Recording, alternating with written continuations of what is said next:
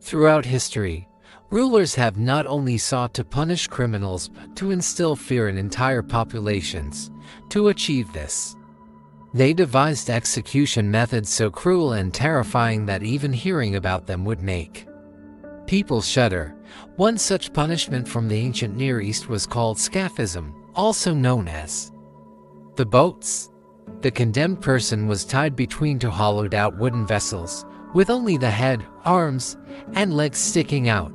Executioners force-fed the victim with milk and honey until they vomited, then smeared the body with the same mixture, left exposed on a stagnant pond. Insects swarmed and devoured the flesh. The process lasted for days, sometimes even weeks, until the victim finally succumbed to dehydration, infection, or sheer exhaustion. In medieval Europe, there was the gruesome method of impalement. The victim was forced onto a sharpened stake driven through the body, often starting at the lower abdomen or even the rectum, and left to die slowly as the stake pierced vital organs. Some rulers, such as Vlad the Impaler of Wallachia, used this as a political weapon to terrify enemies. The sight of forests of impaled bodies along the roadside was enough to stop entire armies from advancing. In ancient Rome, criminals, rebels, and even Christians were subjected to crucifixion. Nailed or tied to a wooden cross, the condemned person died not from blood loss but from exhaustion and asphyxiation. The victim had to push up with their legs just to breathe, until they no longer had the strength.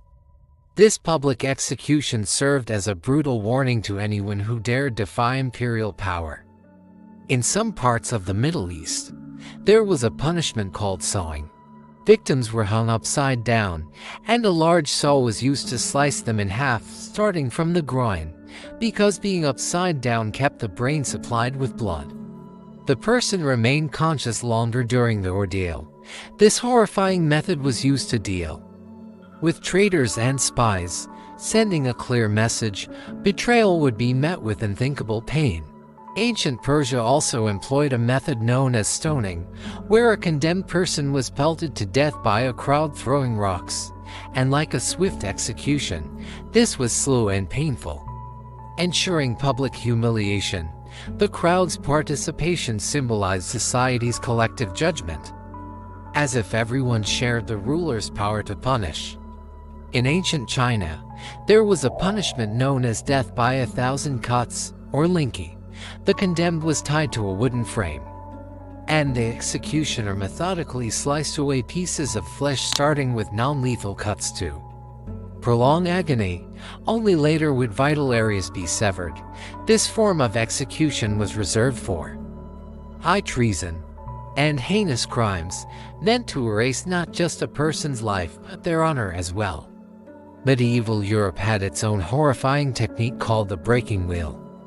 The victim was tied to a massive wooden wheel, and executioners shattered their bones with iron clubs. Sometimes the wheel was set upright on a post so that birds could feed on the victim as they slowly died.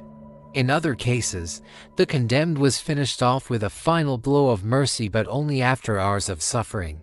In parts of Asia and the Middle East, flaying was used as both punishment and intimidation. The victim's skin was carefully peeled away while they were still alive, ensuring maximum pain. Their flayed body, or sometimes just the skin, was displayed in public as a warning.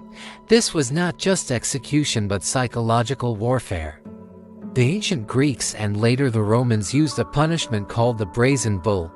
A hollow bronze statue shaped like a bull was heated from below by a fire, roasting the victim trapped inside. Ingeniously cruel, the design converted screams into sounds like the roaring of a bull. Crowds gathered to watch, as if it were entertainment, while the condemned endured unimaginable agony. In medieval and early modern Europe, heretics and witches were sometimes burned alive. This punishment was slow and excruciating, especially when the fire was lit with damp wood to produce more smoke and heat. Public burnings were not only intended to kill but to terrify witnesses into obedience. Medieval Europe also used boiling as a form of capital punishment. Criminals, often poisoners or counterfeiters, were immersed in vats of boiling water, oil, or even syrup. Sometimes they were lowered slowly, prolonging the torment.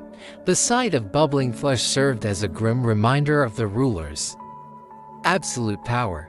Among Vikings and in Norse sagas, there is mention of the blood eagle.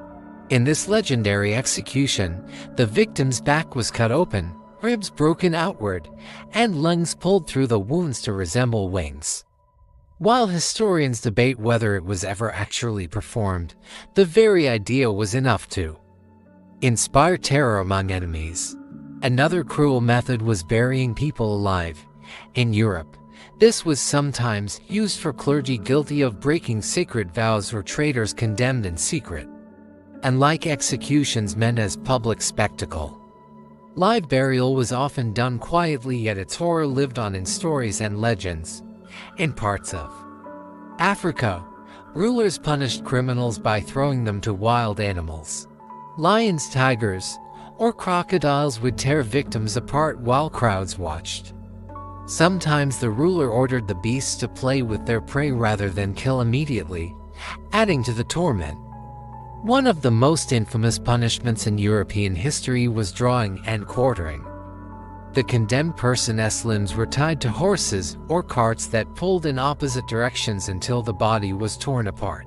Before this final act, they were often hanged until half dead, mutilated, and disemboweled in public. This spectacle was reserved for high treason to remind the populace of the ultimate price of betrayal. All of these executions, whether crucifixion, flaying, sawing, or boiling, served more than just to kill. They were calculated displays of terror meant to crush rebellion and enforce obedience. Rulers understood that fear was the strongest weapon, and they wielded it without mercy. Today, such punishments no longer exist, but remembering them reveals the darker side of human history. They show how power can corrupt and how far people will go to dominate others. These grim lessons remind us why justice must never be rooted in cruelty.